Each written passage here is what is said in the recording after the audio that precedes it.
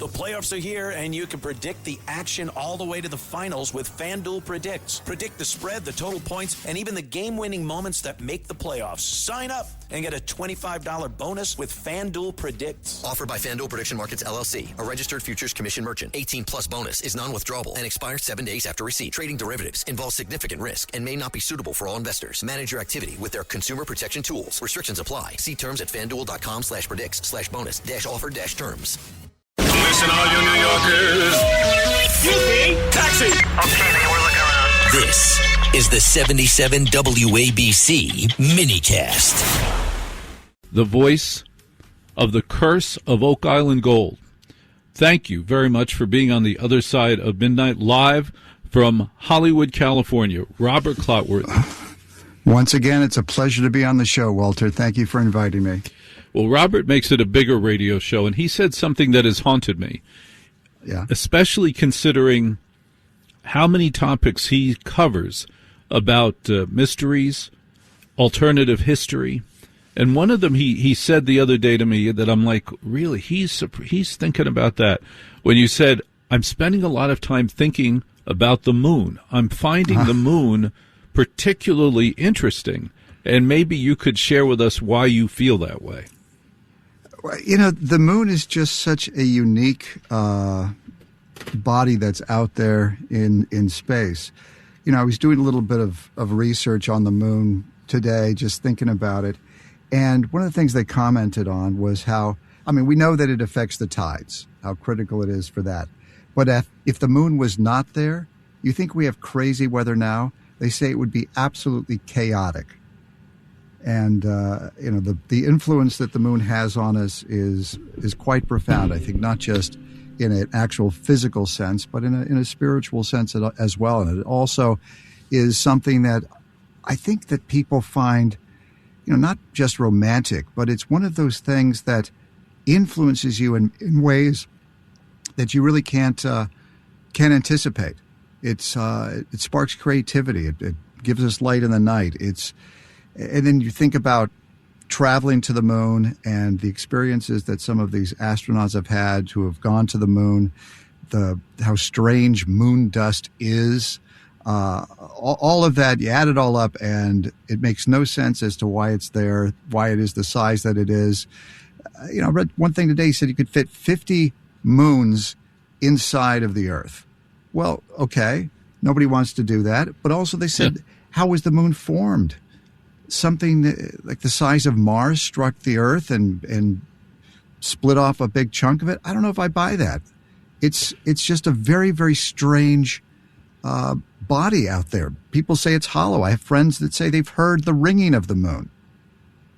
It's just very, very confusing as to why it's there, where it is, and how it influences us.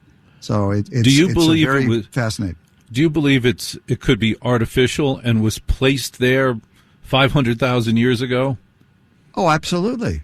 I mean, my friend at NASA who says that she has heard the ringing of the moon, which implies that the moon is hollow. Right. I don't know about if there are a lot of planets or foreign bodies out there that are hollow. That makes no sense to me. How does that happen? They tell us that it has a core, but if it has a core, why is it ringing? Does what the other thing that makes it likely that it's artificially made is that apparently all of the craters on the moon only go down so far. They never they never go down as deep as they do on the Earth or other planets or Mars, and they all seem to see the exact same depth. Do you see that? Oh, yeah, that was one of the things that my friend at NASA commented when I asked her, what did NASA find, I guess, when they went to the moon, what surprised them? And that was one of the things that surprised them, was that the craters are all about the same depth, and that the dust that's on the moon is not that deep. You would think that it would be, 10 feet, 20 feet. Think about how many meteorites have hit the moon and kicked up dust, that it would be just this giant, deep snowdrift of moon dust, but it isn't. That was one of the first challenges of the first moon landing, they didn't know how deep it was. They had no idea. They didn't know if the whole ship was just going to sink right in or a spaceman was going to sink right in. And then it turned out to be a firm, solid moon. Now, you mentioned about the moon dust, the composition of the moon dust. Is there anything unusual about that? They brought it back. They analyzed it. Do you know what they found? Well, they said it's very sticky. I know that. Oh, Right. Also, it's. I read today that it smells like, I don't want to say burnt rubber, but it has a very strange smell to it as well. I mean, nobody thinks about that. What does moon dust smell like? When you're on the moon, you can't smell it, obviously. But when you bring it back to Earth, you take a whiff and go, wait a minute. This smells very, very strange.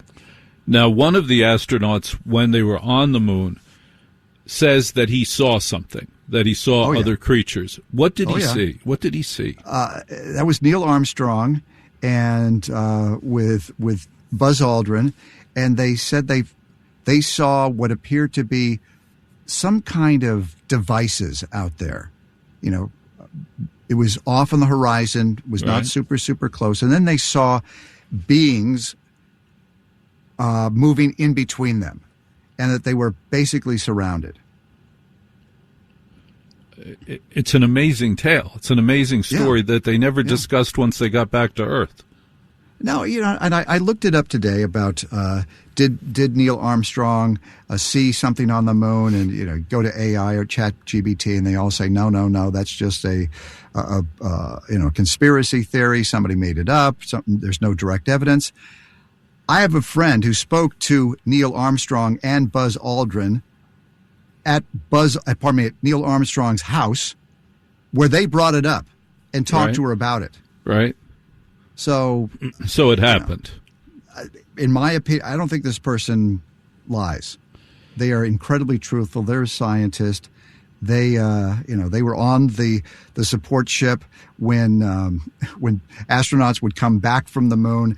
They knew the astronauts personally. They spent a lot of time with them, and I believe her absolutely. Robert Clotworthy is the narrator for Ancient Aliens and also The Curse of Oak Island Gold. He's a great friend of the show. Can you give us a tease as to what we are going to see in the near future on Ancient Aliens? Well, yes, I can, because I was speaking to the producer, who hopefully will be able to get on the show with me soon, about what you and I were talking about the IFOs and the disinformation. And we are actually doing a show specifically about disinformation, the stuff that's out there, the attempt to not reveal the truth by showing us something else that's kind of a close by, but you know, in real estate would be truth adjacent. It's not really actually the truth. Yeah, we call them radio facts. There you go. And so that's an episode that we are diligently working on, and I'm looking forward to when that comes into the studio and I can actually see what it's all about. It sounds like important and entertaining work. And I got your great email today, and the answer is we would be honored to have your producer friend on. And I was thinking maybe we could do it next Thursday, Friday, like at this time period. But we'd block out a half hour to have the two of you on. That would be radio gold, my friend. All right. Well, I spoke to him today.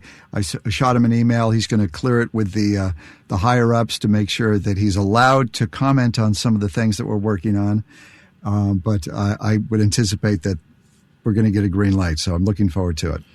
Robert Clotworthy, the narrator of Ancient Aliens and The Curse of Oak Island Gold with Walter Sterling on The Other Side of Midnight. The Marine Toys for Tots foster care program is bringing hope to children who need it most. Every 2 minutes, a child enters foster care, often with only a small bag of belongings. More than 400,000 children face trauma and uncertainty, many before age 8. This May, during Foster Care Awareness Month, Toys for Tots is creating Room for Joy. In 2025, nearly 375,000 children received comfort through toys, books, and essentials, reminding them they are not alone. Donate now and change a child's life.